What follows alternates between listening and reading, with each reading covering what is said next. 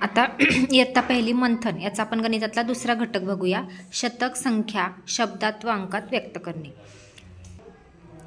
यामध्ये मुलांना एकक, दशक आणि शतक, आता इथं 100 दिलेले आहेत। मग एकक, दशक आणि शतक हे शिकवल्यानंतर त्यांना सांगायचं आहे की म्हणून 10 दशक म्हणजे 1 शतक, 10 दशक म्हणजे 1 शतक आणि 100 एकक म्हणजे 1 शतक। 100 ही 3 अंकी सर्वात लहान संख्या आहे। नमुना प्रश्न दिलेला आहे, खालीलपैकी 100 ही संख्या कोणत्या पर्यायात चुकीच्या पद्धतीने लिहिले आहे। चुकीचा पर्याय विचारला इथं त्यांनी। 10 दशक, 100 एकक, 1 शतक, 10 एकक। तर याचं उत्तर आहे पर्याय क्रमांक 4। 100 ही संख्या चुकीच्या पद्धतीने 10 एकक नाही होऊ शकत। 10 दशक होतंय, 100 एकक होतंय आणि 1 शतकही होते।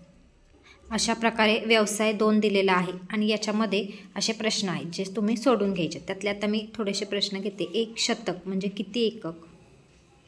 मग याचं उत्तर आहे 1 शतक म्हणजे 100 एकक। त्यानंतर दुसरा सोपा प्रश्न आहे, 100 ही संख्या अंकात कशी लिहाल? त्याचं उत्तर येतं पर्याय क्रमांक 1। 1 नंबरला इथे गिळवायचं आहे। अशा प्रकारचे हे जे व्यवसाय 2 असं हा स्वाध्याय आहे हा मुलांकडनं सोडून घ्यायचा आहे। त्यानंतर घटक तिसरा आहे दशक आणि एकक ओळखणे।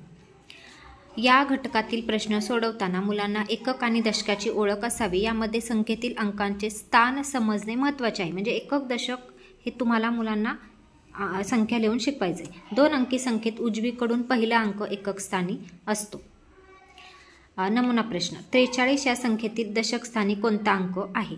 आता याच्यामध्ये फक्त एकक, दशक सांगितलं की ते मुलांना कळतं, एकक आणि दशक। मग दशक स्थानी कोणता अंक आहे? तर 4। याचं उत्तर येतं पर्याय क्रमांक 2। 2 नंबरला इथं त्यांनी गिरवलेलं आहे। त्याच्यानंतर असाच नमुना प्रश्न दुसरा दिला आहे, खालीलपैकी कोणत्या संख्येच्या एकक स्थानी 1 हा अंक नाही? 81 यामध्ये एकक स्थानी 1 आहे, 51 मध्ये आहे, 41 मध्ये देखील आहे, 67 या संख्येमध्ये 1 अंक नाही आहे, त्यामुळे त्याचं उत्तर येतं पर्याय क्रमांक 4। अशा प्रकारे इथं व्यवसाय 3 दिलेला आहे, तो व्यवस्थित वाचून सोडवायचा आहे। व्यवसाय 3 मध्ये 15 प्रश्न आहेत, सोडून त्याचा सराव केला, पाठ केलं तर नक्कीच गणित हा विषय खूप सोपा जाईल। व्हिडिओ आवडला असेल तर नक्कीच लाईक, शेअर आणि सबस्क्राईब करा। धन्यवाद।